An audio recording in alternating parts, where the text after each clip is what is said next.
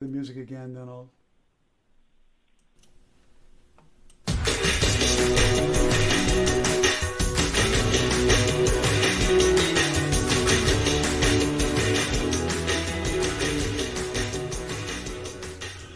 Thank you, Lone Ranger. Welcome to the George Thomas Clark podcast.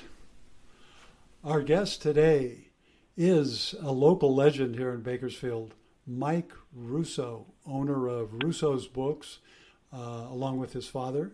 And at one time they had 4 bookstores, including the everyone's favorite, the flagship station out at the best part of town, the marketplace.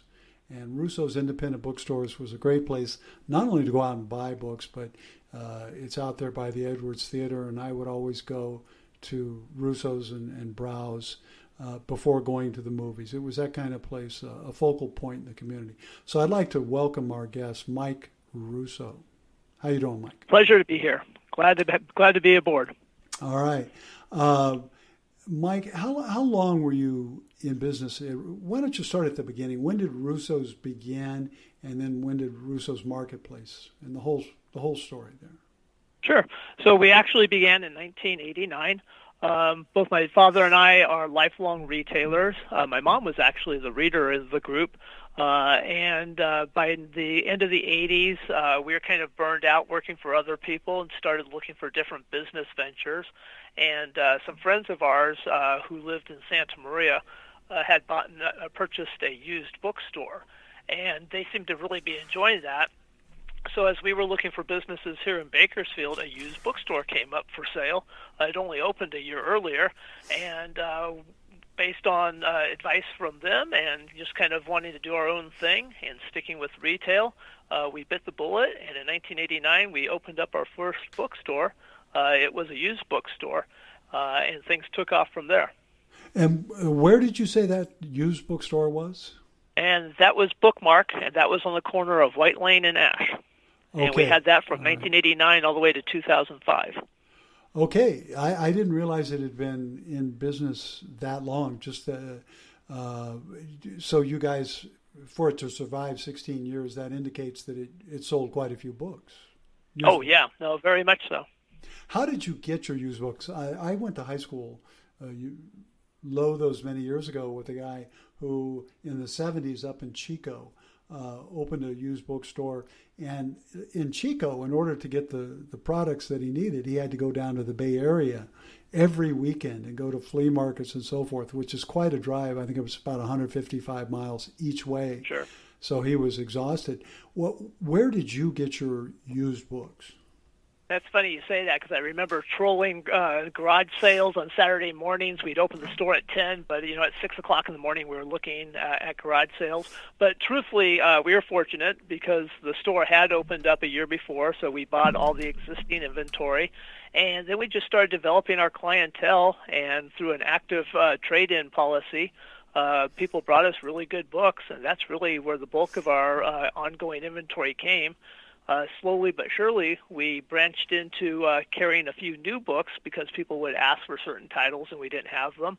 And that kind of got us into the new book business at that location, selling both used and then used and new, and eventually led to us opening up exclusively brand new or new bookstores selling only new titles. Yes, I did 6 book signings, thanks to your generosity, at the Russo's at the Marketplace. That was my first book, Hitler Here, a biographical novel, and it was a good launch. As a matter of fact, that book is still selling 200 or 300 ebooks, I have to add. I wish it were selling remotely that many paperbacks, because that's really where the money is. Sure. Ebooks. But when did you open Russo's at the Marketplace? So the chronology of that is we opened up first the downtown store in early 1996, and then in December of 96 opened up the Marketplace, and then in 2003 opened up our East Hills store. So those were the 4 stores. But 1996 was kind of our watershed year where we opened up downtown Bakersfield and then opened up the marketplace. The first store to open up in the marketplace, actually. Now, let me backtrack just a second. I think I'm usually fairly good with figures, but I might have miscalculated. Did you say the used bookstore was open from 89 to 2015? 2005. Oh, 2005. Okay, so it was 16. I was thinking. Okay, so the marketplace opened in 1996. And we kept that going till January of 2014. Yeah, I can remember, as I said, it was just the kind of place that people liked to go. Whether or not they wanted a book, they come in and look at magazines or just come in and talk to you or some of your other book-loving employees. And then the store, you guys reduced its size by what, about a third or something? Yeah, that was actually in about 2010, right after the recession hit in 2008, and e-readers started becoming really popular at exact same time. So we just got a double or triple whammy at that time. And sales had declined to the point where the landlord very much still wanted to have a bookstore, and we very much wanted to be there around our customers and our loyal customer base, but just economically wasn't feasible. So we went down from about 6,500 square feet, which is a pretty fair-sized bookstore, down to about 4,200. That was in 2010. And like I say, kept it going until January of 2014 with the reduced size. Yeah, you mentioned something that's important, and that's ebooks. And there is for some people, particularly the young, but even middle-aged folks, you can have 500 or 1,000 books in one device, and you can adjust the lighting and the type size. And I remember you guys used to sell some of the Kobo readers. Kindle Correct. is of Amazon, is there the industry leader, and then there's Nook of Barnes and Noble. But despite that, I think you probably know the figures, but I think it's no more than 20% of the book market is, or even 15, whatever it is electronic. Isn't that Correct. right? Yeah, that's pretty accurate. Adult fiction, it's a little bit higher. So, but as far as the overall market, yeah, about 15, 18% is ebooks, and that's really leveled off over the last couple of years. It was all the rage when it first came out, and everybody was predicting doom and gloom for traditional books, and they're coexisting just fine. As you say, 15, 18, 20% of the market is ebooks, but still, nothing beats the feel of an actual paperback or a hardback in your hand. Yes, I hear that so much. I say to people, why do you read physical books? And that's exactly what they say. They say, I want the feel of a real book. And I love the feel of a real book, too. As one gets a little older, the small type worries one. So I think a reader has to be aware of what the type size is. Right. No, that's definitely consideration. And, I do both. I just finished another ebook on my Kobo yesterday, in fact. But I also have 2 or 3 paperbacks and hardbacks going right now also. I tend to read 2 or 3 books at a time. So I'm all over the place. Audiobooks as well. There's a lot of good stories out there. I like nonfiction as well. And any format, just keep the people reading, as it were. Yeah. Now, here in Bakersfield, in addition to your 4 Russo stores, we had and still have a Barnes and Noble. And we also, and I felt at the time it was too nearby. It was like only about a mile away. They put in another giant store, a Borders bookstore. And did you feel that those stores were too close to each other or simply too much for the Bakersfield market? Yeah, and Borders had its own problems, of course, on a national level. And locally they actually did pretty good. They are my competitors, but again, I want people reading. So if we make books available that's a good thing. So it was kind of sad that Borders was, as a national chain, had their demise, and then it was a blow to the Bakersfield market too. But they location in Bakersfield for a city our size to have them that close together was a little peculiar. Yeah, I would agree. And I was looking online. I thought, okay, what are the names of these book chains? And I could remember most of them, in addition to those that went the way of the dinosaur. Walden Books, Crown Books, Sure. B. Dalton, and Tower Books, which was Yep. a huge part of where I was from, Sacramento. Yes. It was like Russo's book in that, even though it was part of a chain back when I was growing up in the 60s, it wasn't really a chain in the sense that it wasn't national or even regional. It was more like Sacramento in the Bay Area. So it had that local hometown feel that you don't necessarily get at a big chain store. And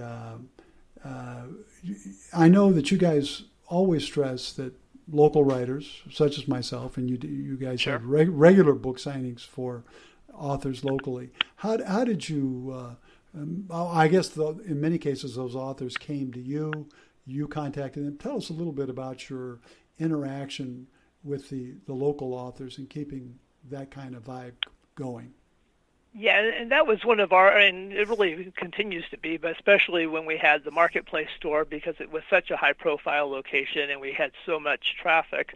One of our commitments was to literacy in general, but also to the local writing community. And it's amazing. There's a lot of poets, there's a lot of fiction, a lot of nonfiction authors in the Central Valley, a lot of history, a lot of really good books come from this area. And we made that commitment early on, and we would host authors to signings and to different events, to readings, and really gave them an outlet to meet the public and to display their wares. And there's probably one place that we were able to excel a little bit more than the chain stores that had to go through an entire rigmarole of hoops to jump through to get a local book into the store. For me, it was just hey, I'm a local author, here's my book, we need a handshake, and let's get it on the shelf. Yeah, that was very much appreciated. I when I published that first book, I had to jump through many hoops, and I had a distributor, and they got it in Barnes & Noble here in Bakersfield. And it cool. was five copies, and miraculously all five sold. So I went to the manager of Barnes & Noble and I said, hey, all five of my books have sold. Two things. How about putting five more up there, and how about giving me a book signing? He says, that's got to be handled on a national level. He says, we cannot do that. So I went through the national rigmarole, and I don't even remember what happened, but I do know that those books were never replaced, and I never got a book signing at Barnes & Noble. So, and that's a familiar story. I hear that a lot. And really, it was good people working locally at those stores, but it's just the corporate structure didn't allow for it. That's right. It's such a huge structure that they just can't make that decision on the local level. I guess the overlords in the corporate hierarchy feel that they have to have some sort of quality control. Do you know if they're doing any local author stuff at this point? Perhaps a little? Yeah, not a whole bunch from what I gather. I don't have a lot of people referencing that they're having signings there. And that may not be the case. So, I'm sure that locally they're doing all they can.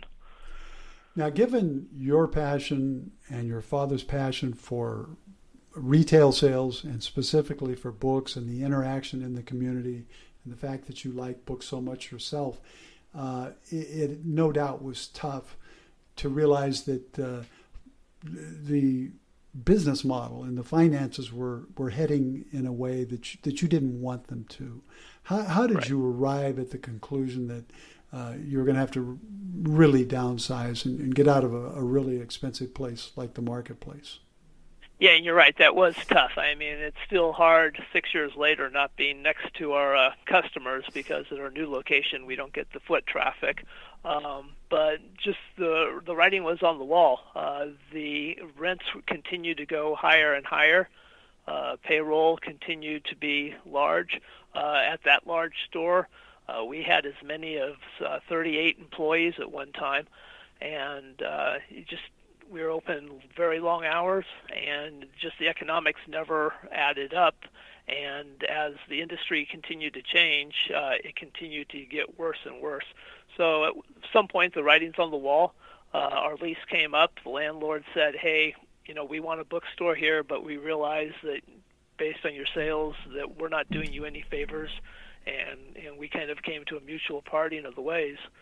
And really that was, I hate to say it because, again, I really love all of our stores that we've had, but that gave us new life and allowed us to reinvent ourselves. For the last 6 years, we've got a different business model, and it's allowed us to continue now in our 31st year. Yeah. Now you have a not small for an office, but small for a bookstore. Sure. But you have an office that's less than a mile from where I live. I've been there several times. It's a nice place. Tell us a little bit about what is the format of that? Because you mentioned there's not much book traffic, so it's people who know about you. What is your business model?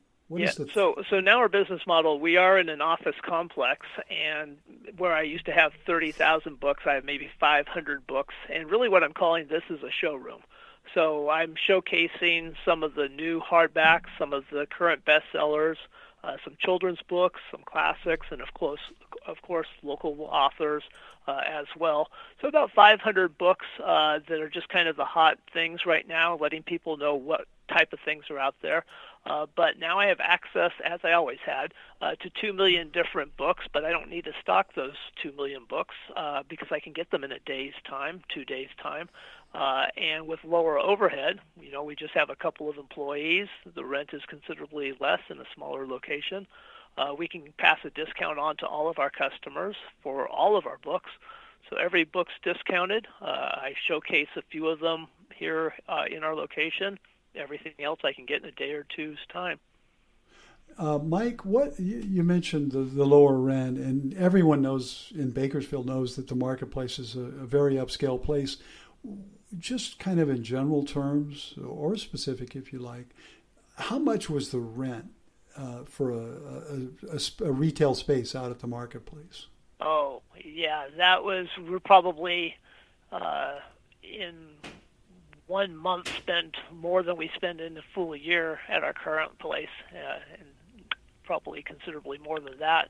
It was in the well over $10,000, $15,000 a month, and at the time, paperback books were going for $6.99 a pop, and you just have to sell a lot of books to make that happen. And as we discussed, the industry was changing on us. There was a recession. People weren't reading as much as they used to with other entertainment options.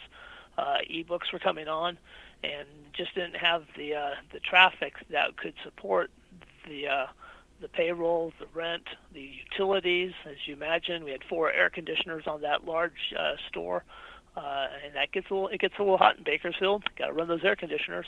Oh, absolutely. Yeah, that's a scary number, 10 to 15 grand a month, and then you mentioned up to 38 employees and utilities. And plus, of course, the publishers and the distributors get a good chunk of the sale, don't they? Oh, yeah. The bookstores are notorious for their low margins. I think they say grocery stores are the only retailer that have a smaller margin than bookstores. Well, I think just there and earlier as well, you've enumerated a number of reasons why there is only one chain of bookstores in the entire United States of America. It's Barnes & Noble. Isn't that the only one? Yeah, at least on a national level, yes. How are independent bookstores doing in say, larger markets? Yeah, they've had a renaissance, and they seem to be doing really good. We're members of the California Independent Booksellers Association and the American Booksellers Association, and again, same thing. They were going through the industry changed. It kind of purged a lot of the stores that weren't able to hold on. But as we came out of the Great Recession, bookstores came back. There's still a passion. There's still a lot of people that, that's their dream, is to own a bookstore or to be that neighborhood bookstore, or to specialize in a book or a genre that is special to them. So that appeal is still out there, and bookstores still pop up, and a lot of them are doing very, very well. Well, I'm glad to hear that. I think people who dream about owning a bookstore probably love to read, but they ought to listen to people like you who can tell them about the bottom line and the overhead and all of these things that make it a very challenging proposition. Yes, very much. It's a business, so you need. Yes, it helps to be a book lover, but you really need to be a business person. And I wanted to make sure to ask you, the millennials, people, let's say in their 20s right now, are they? It seems to me they're not reading as much, but I'm not sure. What has been your observation? Yeah, the statistics will bear that out. They tend to not read nearly as much. Education's another thing. The more education you have, the more likely you are to be a reader. But age definitely is one of the demographics, and that's a little worrisome.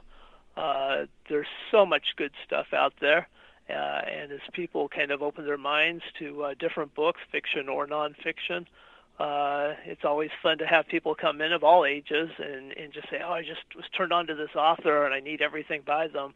And that's still out there. We still get young people in. But you're right.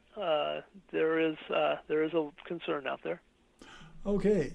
Now, for 24 years, I taught adult English as a second language, and you taught at a different part on the campus, the Regional Occupational Center. What are you teaching now specifically? I know it's retail oriented, but yeah, and that kind of segues right into what I said, that you got to love books, but you also have to love business, because I actually do that. I teach business. Originally, I was hired for the Current High Regional Occupational Center teaching retail sales. In the last 3 years, we've started a new program, so I'm teaching small business entrepreneurship to high school juniors and seniors.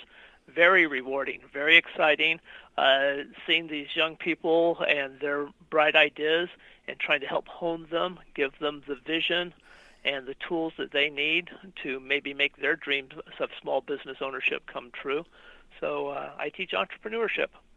Well, Mike, are there any old-timers in that class? I probably should be sitting out there learning about small businesses, since I've got a very small business, and the nuances of business have always confused me a little bit. So do you have any older students?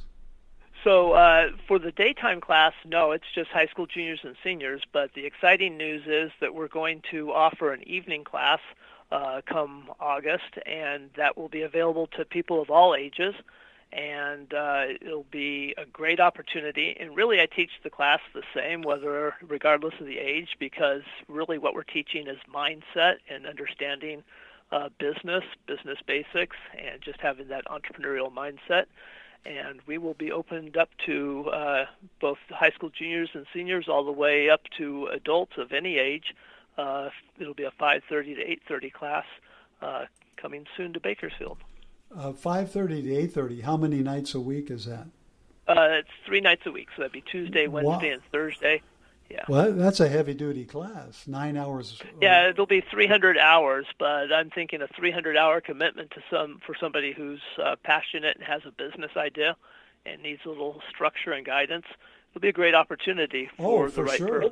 For sure. Yeah. Now, as a teacher, I used to teach 4 hours in the morning and 3 hours at night. I'm guessing you're teaching 6 hours in the day and 3 hours, Correct. 3 nights a week? So you're actually in class 39 hours a week, And do you have a lot of prep time as well? Prep time's not built into it, so it's just kind of before and after class, and on the weekends prepping on my own time. Well, that's what I meant, though. You do have to do it. So, in other words, and now that we're in our third, fourth year of the curriculum, I'm always adding and tweaking it, but we've got a good curriculum, so we're good to go. Good. One thing you mentioned in an email yesterday or the day before is that in addition to all these things we've talked about, you are also doing home deliveries. Is that just during the coronavirus problem, or is that a new thing? Actually, it is. So being a teacher, I mostly am able to work on the weekends in the store, and my dad and employees man the ship during the week. I'm still doing the class online, but it has freed up a little bit more of my time. And to keep the cash flow going and to keep people who are stuck at home reading, but who don't want to go out of the house, and that's obviously wise and understandable, we, over the last couple of weeks, have been doing free home deliveries here in Bakersfield, and that has really taken off. People are really taking advantage of that. Well, that's great to know. Do you wear a mask when you go up to the door at this stage? Yes. Yeah, it's... I have my mask, I have my gloves. The whole shot. Yeah, I've noticed the whole shot, yeah. Things have gotten a lot more intense recently. I mean, 2 weeks ago I wasn't wearing a mask, and now I am. And I think that's true of a lot of other people. I mean, I was isolating, but I wasn't wearing a mask. Right. How long have you been wearing a mask? Probably the same time span. For the first week or two, I didn't at all, and then kind of periodically. And then for the last week and a half, 2 weeks, every delivery I make, anytime I'm out in public, just want people to know that I'm bringing their book, but I am observing good hygiene. Now, speaking of good hygiene, what is the latest from the Kern High School District? When do they think they're going to resume school in the classroom? Now, summer school is still open for debate, so they're not sure if they're going to be running summer classes or not. But the school year itself is canceled, so that puts us either potentially doing a summer class in June. If not, it'll be the middle of August before the new school year begins. And you think by mid-August it's realistic that we could have this virus at least controlled enough to put, say, 30 or more kids and adults in a classroom? Well, you're the first person to ask my opinion, and I'm not a doctor, but yes, I think that would be realistic. But we will see how this all plays out. Yeah, obviously, we've been doing it almost a month. How long have we been doing it now? Is it 3 weeks or 4 weeks? It seems like a long time. We're on fourth week, yeah. Yeah. I'm starting to get cabin fever. I would relish the opportunity to go out and make some deliveries. Other than going to the market and the pharmacy, taking a walk in the neighborhood, things like that. Have the people that you're delivering to or any others remarked to you about perhaps having a little cabin fever? It's self-evident. A lot of people will just ask me, they're nervous, so they'll have me just drop it off on their porch, or they will just kind of stick their hand out behind the door, but not open it the whole way. So, and then the people who do answer, you can kind of see it in their eyes. They're like, another human being. This is nice. Yeah, it is.